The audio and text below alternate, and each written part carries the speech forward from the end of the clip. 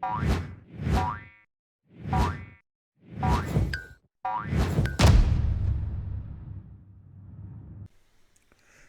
and welcome back to Frogboy X1 Gaming. I'm Andrew, and today we are going to do the review for Marvel's Guardians of the Galaxy. So, if you like this content, don't forget to like and subscribe. It really helps out the channel. I hope a lot of people watch this review. This was interesting. I really didn't have a plan to do the Marvels of the Galaxy or the Guardians of the Galaxy game. I've got a lot of other games that I'm trying to do, so but this one here was an interesting experience for me. I've had some ups and downs with it, definitely with performance, level design, combat. Some of those things really there were times when I was like, yeah man, this is great, and then there was times when it was just all over the place for me. So let's go ahead and get started with this. So I'm reviewing this on the Xbox Series X. This, for the most part, I played through the whole game in the 4K 30 mode. The 1080p in the, like, seriously, if you put it in performance mode, it drops to 1080p and you lose so freaking much detail that it's seriously pointless to want to play it like that. There's no nice way to say that. If you're buying this game, I mean, if you're a visual purist but you still like to have your 60 frames a second, don't buy this game. Do not buy this game if you want better visuals at 60 frames a second. It's just not. It's not gonna be worth the once you see this game in the 4K mode, there's no going to the 1080p. Like there's none. Like I tried a couple of times and I could not bring myself to do that. It just was not. No, no, it's not worth it. So if you are somebody that has to have your 60 frames a second and still want good visuals, do not play this. Don't buy this game. I'm sorry. I have to get that out right now. Right at the front. I mean, it still looks fairly decent, but 1080p from 4K is like, no, that's not even realistic, man. This game should be at least, if it was 1440p, yeah, all day long I could play that at 60 frames a second and be completely happy with that. But 1080p, that's really just uncalled for. So this game is forced parity with PlayStation 5. So you're going to get 1080p to 60 on the PlayStation 5 as well. And then I believe you get, what was it, 1080p 30 frames a second if you want to play this on your Xbox Series S. So if Xbox Series S is your console, yeah, I don't know if I would do that either. I just don't know if that would be, if you're into the visuals, I just don't know if that would be, you know, I mean, well, you might be able to, if you're playing on the Xbox Series S, you might be able to be okay with that. But the 30 frames a second is like, wow, really 30 frames a second. Okay, so let me get performance out of the way. For the most part, the 30 frames a second 4K felt pretty decent. Like it really, I mean, yeah, you can notice it in the combat. It feels a little bit sluggish. That's probably what my main problem was the combat was just all over the place. Trying to figure out on the fly what types of stuff to use against what enemies really got me frustrated. I was really irritated playing this game to the point where, oh man, I'm missing this. I don't even know what he's saying. That sucks. I just barely finished this game just a few minutes ago. So it the 30 frames a second all the way up to chapter 12. Chapter 12, at the end of that chapter, man, the frame rate tanked so freaking hard that I was like, wow, man, it was like literally like freezing and stopping and freezing. I mean, it got bad. Like I was like, wow.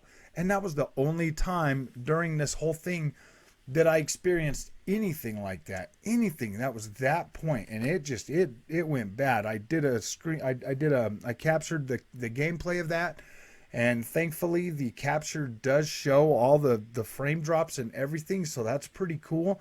Now, I'm not going to put that video in here, but wow, man, that was bad. So the optimization of this game, for the most part, was okay during the 30 frames a second run, but that's I don't know. I don't know. I mean, performance and visual wise, yeah. So performance wise, that was the main thing I experienced through there, and there's no way I was going to go to 1080p to play this game. This game is freaking beautiful. Like, this game looks so freaking good that I'm almost, at the point where I'm like, yeah, it looks so good I can accept the 30 FPS. But then again, maybe if it wasn't as freaking beautiful, but it was still pretty beautiful at 4K 60 frames a second, I would have been fine with that as well. I mean, it would have been fine, but there is so much fine detail in this game that it's like, wow. I mean, they really did push the bar when it comes to texture work, geometry work, character visuals, hair, reflections look pretty good. I don't know if it's actual ray trace or not, but it looked pretty convincing for the most part. You've got for the most part, like, everything in this game just looks beautiful. Like, the monster detail, the character detail is super high. It's good. Yeah, visual wise, I'm really happy with the visuals, and almost to the point where I'm like, yeah, I guess the 60 FPS or the 30 FPS is okay. So characters, I did just touch on the characters a little bit with the design.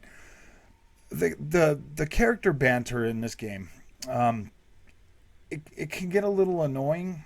I have my favorite characters, Drax and Lady Hellbender. They're probably my two favorite standout characters through this whole game.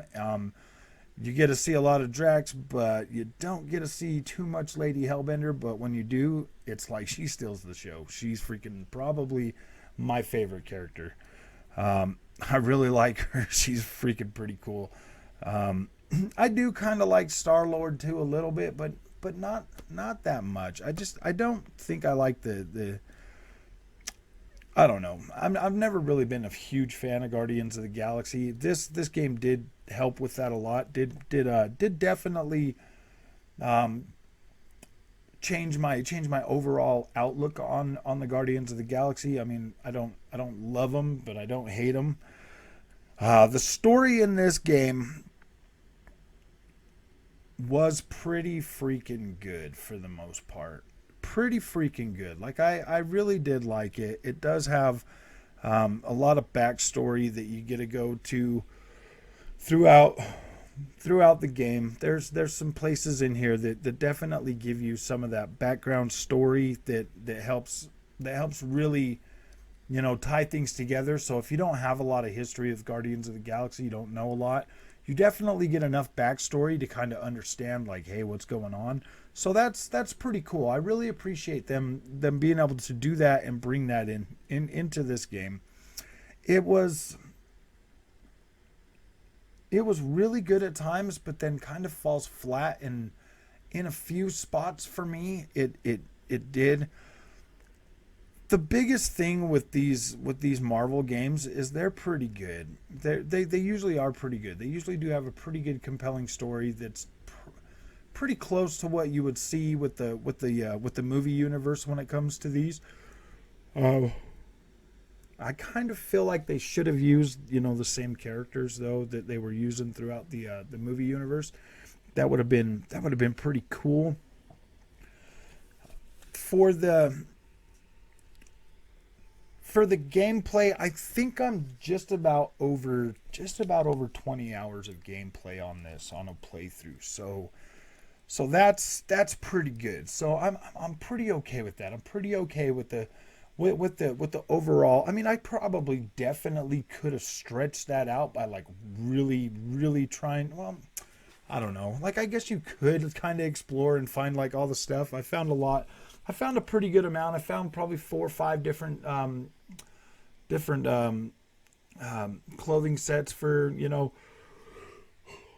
not for each character, like one or two for each one. Sorry, I'm a little tired. I just finished this. It's almost midnight. Um, so please forgive those irritating yawns. I found some pretty decent stuff. You can find some knickknack stuff that you can hang on to, put in your ship or whatever. There's different outfits that you can find for the characters, so that's pretty cool. I'm pretty sure I could have stretched that gameplay out a little bit more. Probably not that much. Probably maybe 3-4 hours. So one cool thing about this game is if you are somebody that wants to find all of the stuff, you can individually go back to each chapter, which is pretty cool. So you can play through each chapter, continuing to have everything that you've gained throughout the game. So you can go back and play each chapter that you want with your full character build. So that's pretty cool. I do like that. If you're somebody that's into collecting everything, you don't necessarily have to replay through the whole game to get all of that. So that's pretty cool. Like, I do like that. There's some other stuff that goes into this. Not the story, because I'm not going to spoil the story for you. Like, I would never do that. That's really cold. There's a reason why I don't do a whole lot of gameplay in my reviews, is because I feel like that kind of stuff is spoiler. I really don't like to add that stuff in there. I know that some people kind of want to see that, but then at the other end, like, I don't want to see those things during my playthroughs or when I'm trying to get information about a game. This game here is a one and done game for sure. For the most, I'm never gonna replay through this again. Like, I might go back in there and like try to do some of these chapters, but there's no way I am going to start from the beginning of this game and ever go through it again. A lot of that has to do with I buy a lot of games, and I mean, while the story was good, it's just not nothing that I'm just like, wow, man, I got to go back through that again. Honestly, if this is the only game you can buy within the next 6 months, I would probably caution you to maybe wait on it if that's all the money you have. I don't necessarily think that this game warrants a buy, just out of like, whoa, man, yeah. But I mean, if you got disposable income and you want like a pretty, oh gosh, yeah. Oh, I should have just waited till the morning to do this, man. Dang it! But I got to get it done and get it out. So, if you want a pretty decent story with some, the combat in this game is gonna frustrate you, as well as really engage you to the point where it's like it feels pretty good. It definitely gets really tough at times. It's gonna stress you out. It stressed me out. I'm an old guy though, and like getting into these games is pretty stressful sometimes. Like it just depends. Sometimes it's really fun to play. Sometimes it's the most irritating thing in the world. Once you learn everything and learn all your stuff, all the different way the weapons work and how to use your other characters and stuff, the combat and the gameplay does pick up. But I caution you, yeah. Some of these encounters are going to take some time, and so you're going to want to take your time and maybe just kind of enjoy it. And if you really are one of those people that really kind of enjoy this kind of combat, then you're going to be right at home, because there's plenty of it throughout the game. Way more combat than there is exploration, which I would love more exploration and maybe a little bit less combat. But yeah, at the end of the day, I think this is a pretty solid game.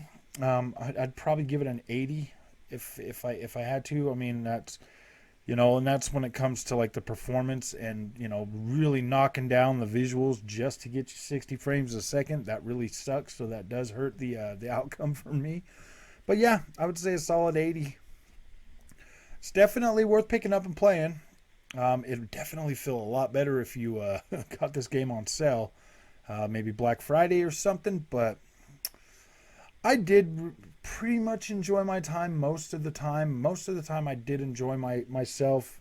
But then there's a lot of time where I was so mad and so irritated while I was playing it that it's just hard to it's hard to really overcome that anger and just be completely happy about it.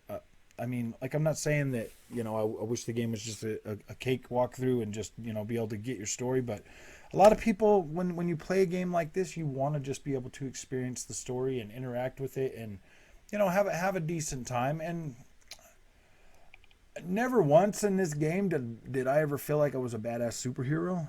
Like, I never felt like a badass. I always felt like I was weak and yeah, I always just felt like I was weak, and I felt like my team was weak. I felt really overwhelmed a lot of the time during most of the combat, and I mean, like, wow, that's a good thing and it's a bad thing. But I mean, when your character feels weak and you feel so overwhelmed, and you're just barely surviving stuff by the skin of your teeth, and then literally by the very end of the game, you finally get something that can heal your whole team, like. Yeah, dude, that's frustrating. That is frustratingly, irritatingly annoying, and I understand why they finally give you that at the end of the game, because yeah, you're gonna need it, and you're gonna need it, and it takes forever to charge up, so you still got to be on your toes. But at least you have that, like, oh, okay, woo, that one reprieve, that when you're like right at the end of your rope, you can do that. So yeah, I mean, this game is gonna stress you out. It's gonna stress you out. It's going to invoke feelings of rage every so often, but then sometimes you're going to feel like, oh yeah, that wasn't so bad, and that's that's the whole up and down thing that I was talking about. Like, sometimes you feel fine, and then sometimes it's like really, really, really tough. I mean, there's a couple boss battles in here that are going to probably stress you out a little bit more than you're comfortable with. So and there's a few just regular enemy encounters that are going to stress you out. Like, maybe it's maybe a little bit too much for some people, but if I can get through this game, I'm pretty sure you can too. It's one of those things that if you're committed to it, you're going to get through it. But if you're